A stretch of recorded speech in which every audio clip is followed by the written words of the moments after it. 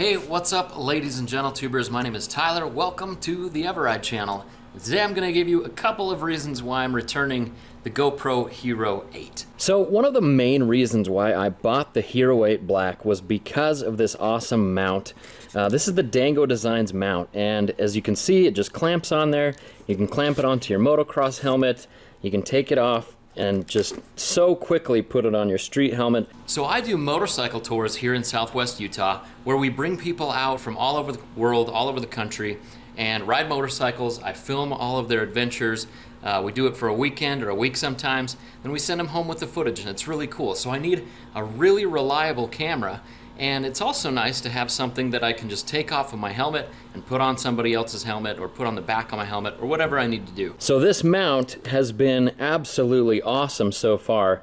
However, the main reason why I bought it, the Hero 8, just hasn't lived up to the hype, I don't think. As you can see, I've got some damage there on the lens. That wasn't a very hard hit, but as you know, if you hit glass on the side, the edges are where it's most vulnerable. So it hit there on the edge, and that lens is done. And unfortunately, unless you buy their monthly protection plan, you can't replace this lens. So that's one of the reasons why I'm sending it back. The other reason is that the microphone is just not very good, and I'll give you an audio sample for that.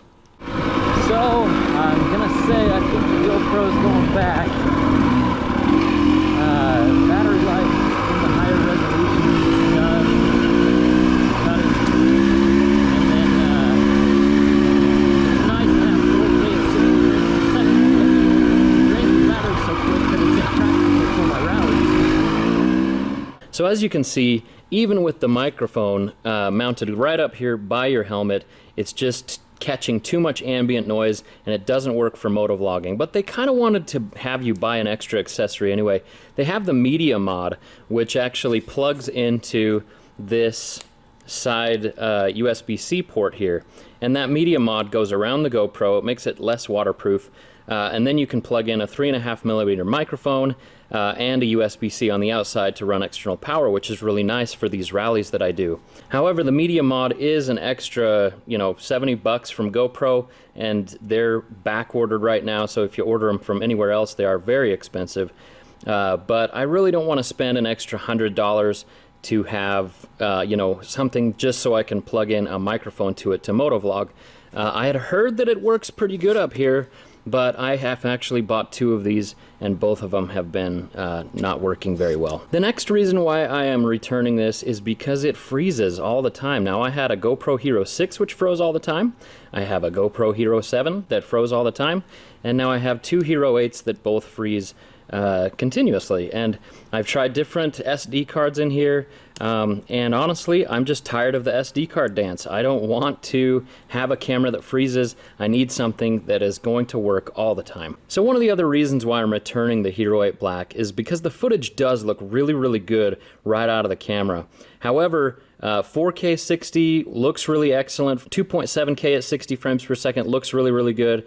But it really eats the battery life, and so I've ended up just filming at 1080 60 frames per second, which my Sony action camera from I think 2016 can already do.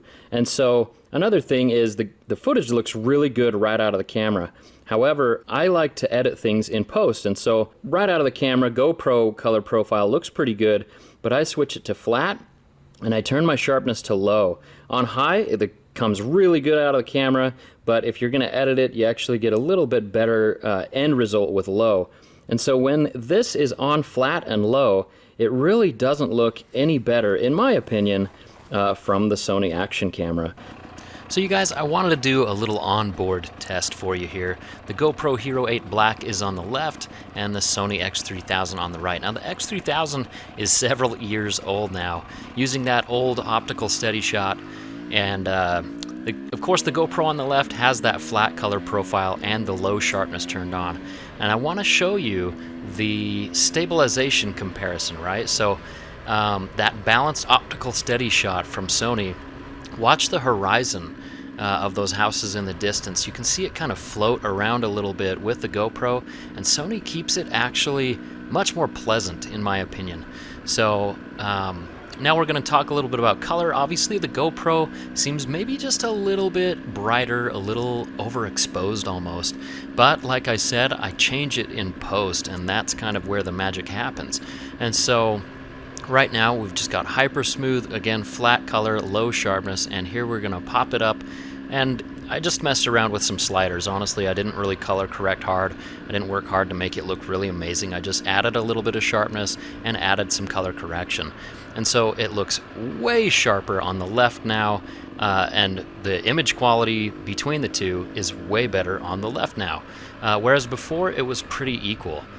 Now I pull over to the side of the road in like what little shade we have here, and change the color to GoPro and the sharpness to high on the GoPro, and you can really see that start to pop. You can see like every little detail in the road. It looks pretty amazing, however, maybe just a little bit distracting. And so I'm going to go ahead and show you, a little color correction on the Sony to kind of match that. So there that is. And so I've turned the sharpness up a little bit, and I've turned the color up a little bit and added a nice S-curve. So you can see that on the Sony side, if you're going to color correct in post and adjust sharpness in post like I do, then there's really no reason to upgrade to the GoPro. However, if you're not going to color correct and you just want that great footage right out of the camera, the GoPro is worth it, but for me, it's not, because I'm going to edit it in post. So these rocks on the side, I just wanted to pause and kind of show you the sharpness. There's the GoPro and back to the Sony. Now we're going to blow it up a little bit here. There's the GoPro, there's the Sony, and it's not really good, and the GoPro's not really amazing either for those rocks. So, they both have a long way to go, but, I mean, realistically, we're cruising along at about 35 miles an hour here. That's a pretty good job. So the verdict here is that the GoPro is still an amazing camera, but if you're going to shoot in flat and have that low color profile, then you might as well just stick with your old Sony.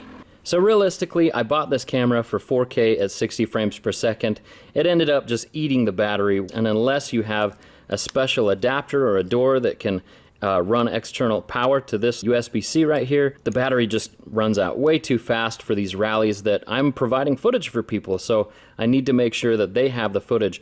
Also, the freezing was a big issue, the audio was an issue, I can't motovlog with it. I haven't been motovlogging for a long time because I've been trying this camera. So I'm just going to go back to the Sony X3000, which I'm filming with right now, and you'll see more motovlogs out of me and a more reliable shot. So that's it, you guys. I'm really hoping that the Sony works with the Dango Designs mount well. I know it's going to stick out kind of far from the front of my helmet, but I like the mount so much. That's actually, I bought the mount and then got the GoPro, so I really like the mount. The GoPro, not so much.